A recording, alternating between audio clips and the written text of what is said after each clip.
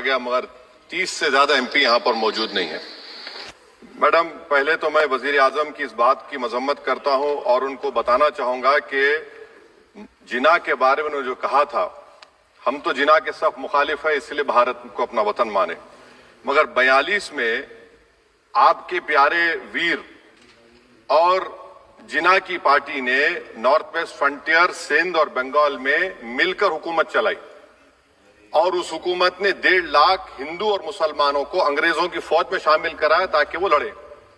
تو کسی شاعر نے اچھا کہا تھا وزیر اعظم کے بارے میں کہ فریب دے کر زمانے کو پارسا نہ بنیے، انہیں کہو کہ وہ بندہ بنے خدا نہ بنے، امیر شہر یہی چاہتا یا حضرت کہ ہماری چیخ گلے میں رہے صدا نہ بنے۔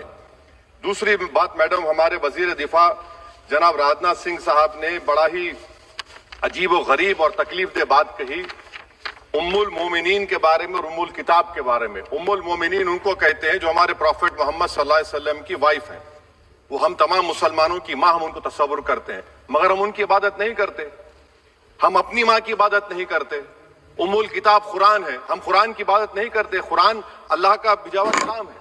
تو اس کے بارے میں شاعر نے اچھا کہا کہ خبر نہیں جنہیں اپنے دین و مذہب کی، ہمیں وہ دین کا مطلب سکھانے نکلے ہیں۔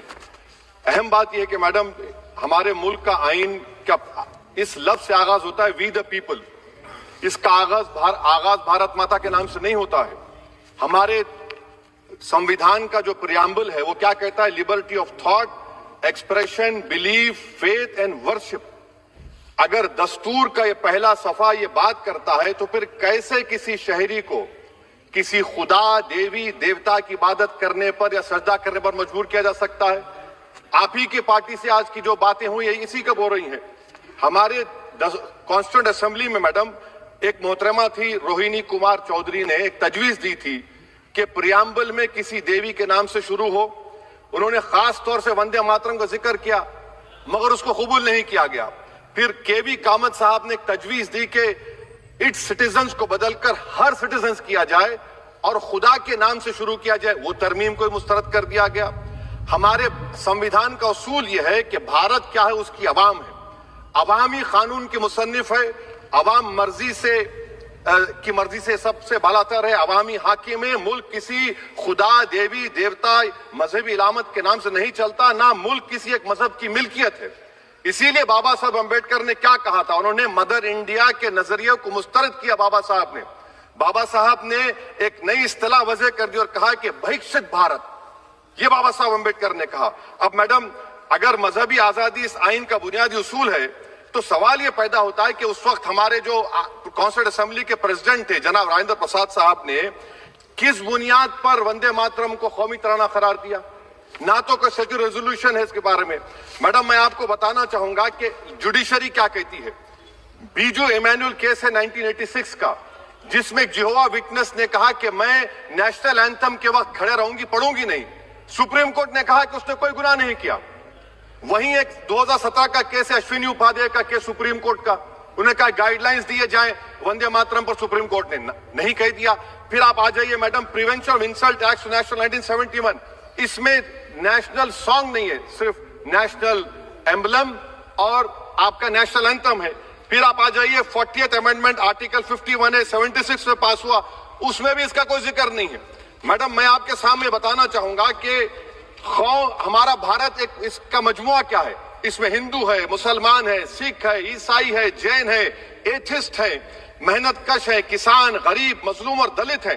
مگر اگر جو تقاریر آج ہم نے یہاں پر سنی اور باہر جو سنتے ہیں، اگر بھارت کو دیوی کہنے اور اس کے آگے سجدہ کرنے تو دراصل قوم پرستی کو، وطن سے محبت کو مذہب میں تبدیل کر رہے، اور پھر یہاں پر بول رہے کہ اگر بھارت میں رہنا ہے تو وندے ماترم گانا پڑے گا۔ بھائی، یہ تو سمویدھان کے خلاف ہے، سپریم کورٹ کے ججمنٹ کے خلاف ہے۔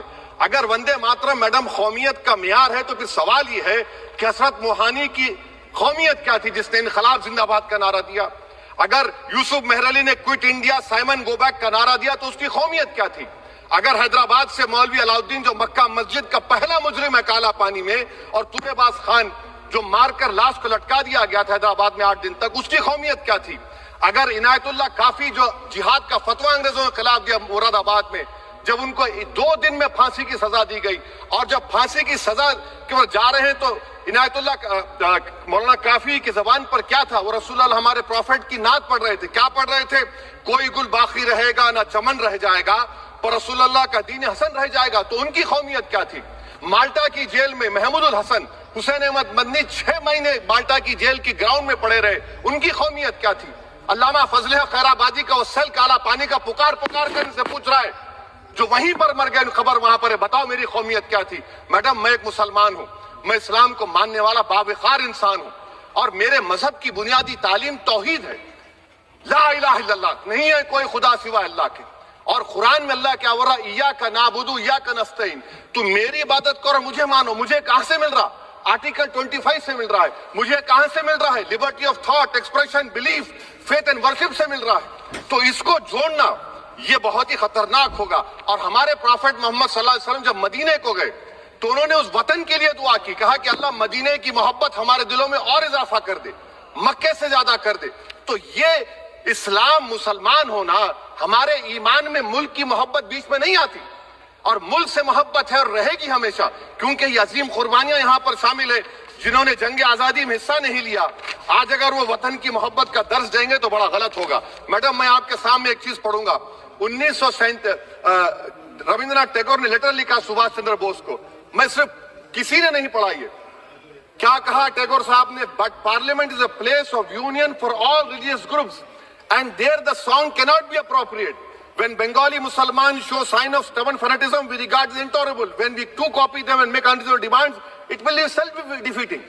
یہ میں اس کو لے کروں گا میڈم، آپ دیکھ لیجئے. پھر دوسری طرف میڈم آپ آ جائیے. میں یہاں پر بیٹھ کر جتنے تقاریر یہاں پر ہوئے سب جن گن من پہ تنقید کیے. تو میڈم مجھے یہ کہنا پڑے گا کہ جن گن من پر آپ لوگ اتنی تکلیف کیوں اٹھا رہے ہیں؟ آخر اتنی تکلیف کیوں ہے؟ تو میں جب جا کر دیکھا تو مجھے 28 دسمبر کا آرگنائزر میگزین کا آرٹیکل ملا، جس میں آرگنائزر لکھتا ہے کہ what is the moral sanction behind government choice of gin gun man accept that it can be made an item of entertainment at the sumptuous parties thrown by government officials. آپ بتائیے اس کا بولیں گے آپ؟ اور پھر اس کے کینڈ کیسا کرتے ہیں؟ It will mean we can not love our motherhood. Madam please. It will mean that Vande Mataram is buried alive with the word Jan Gan Mana on the tombstone. For the tomb will also be of Jan Gan Mana of the will of the people. اس پر آپ کیا بولیں گے؟ Madam میں آپ کو یہ بتانا چاہ رہا ہوں کہ وطن کی محبت ہمارے لیے بہت اہم ہے. مگر یہ بتائیے ہم کو کہ ابھی میڈم یہاں پر آنند مٹھ کے بارے میں بہت کچھ کہا گیا. میں صرف 2 مثالیں آپ کو دیتا ہوں. آنند مٹھ کے پیج نمبر 70 اور 80 کو پڑھ لیجئے. اس کے بعد سناتن جہاں مسلمانوں کے گھر پاتے تھے انہیں آگ لگا دیتے تھے. آپ پیج نمبر 98 پڑھیے. ہمیں صرف ان مسلمانوں کو جڑ سے ختم کرنا ہے کیونکہ خدا کے دشمن بن چکے ہیں. پھر آپ پیج نمبر 115-16 دیجئے. پھر مختلف علاقوں میں مسلمانوں کو سزا دینے کے لیے بھیجے جاتے، جہاں مسلمان آبادی نظر آتی جلا دیا جاتا. پھر آپ دیکھ لیجئے میڈم صفحے نمبر 120 پیج 120 بنکم لکھتے ہیں کہ صنعتیوں کو معلوم نہیں تھا کہ انگریز ہندوستان کو نجات دلانے والے ہیں. یہ آپ کیوں کر رہے ہیں؟ اب آپ میڈم میں آپ کو پیپرز دے کر دوں گا. میڈم بھارت میں ہماری آزادی اس لیے آئی اور برقرار رہی کہ ہم نے ملک اور مذہب کو ایک چیز نہیں بنایا. ہم نے اعلان کیا کہ ہماری ملک مختلف طبقات مذاہب پر مشتمل ہے. ہمارے مشترکہ تقدیر ہماری قومیت کا سرچشمہ ہے. یہ خاص زبان ثقافت مذہب نہیں ہے. اگر وندے ماترم کا متن قوم اور مذہب کو ایک بنا دیتا ہے، اگر ہم اسے ٹیسٹ بناتے ہیں وفاداری کا، تو پھر مان لیجئے کہ یہ گاندھی، امبیڈکر، ٹیگور، بوس اور لاکھوں آزادی کے سپاہیوں کی سوچ کو چھوڑ کر گوڈسے کی سوچ کی ہندو قومی پرستانہ، میڈم ختم کر رہا ہوں، ہندو قوم پرستانہ کو اختیار کریں گے. مجھے وطن سے بے انتہا محبت ہے میڈم، اور انشاءاللہ ہمیشہ رہے گی. مگر باوجود اس کے کہ میری مسجد، میری عبادت گاہ، میرے کپڑے، میرے کاروبار پر حملے ہوتے، مگر میں پھر بھی کہتا ہوں کہ وطن میرا، ہر وطن کو ہم چھوڑ کر نہیں جائیں گے. مگر حب الوطنی کا کیا مطالبہ ہے؟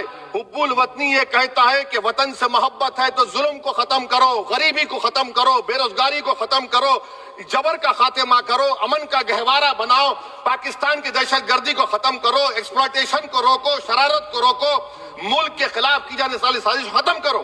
میڈم بھارت ایک چمن ہے جہاں پر ہر پھول کو کھلنا چاہیے، اور اگر کوئی اس پھول کا اگر پورے پھول کھلیں گے تو اس کی خوشبو سے یہ وطن معطر ہوگا، مگر اگر اس چمن کا مالی یہ کہے گا کہ ایک ہی پھول کھلے گا تو میں ذمہ داری کے ساتھ کہہ رہا ہوں اگر ایک ہی پھول کھلے گا تو وہ صحرا بن جائے گا اور مالی نہیں رہے گا، وہ جلاد کہلائے گا۔ تو اسی لیے میڈم ہم امید کرتے ہیں کہ حکومت اس پر زور جبر نہ کرے، میرا رائٹ ہے۔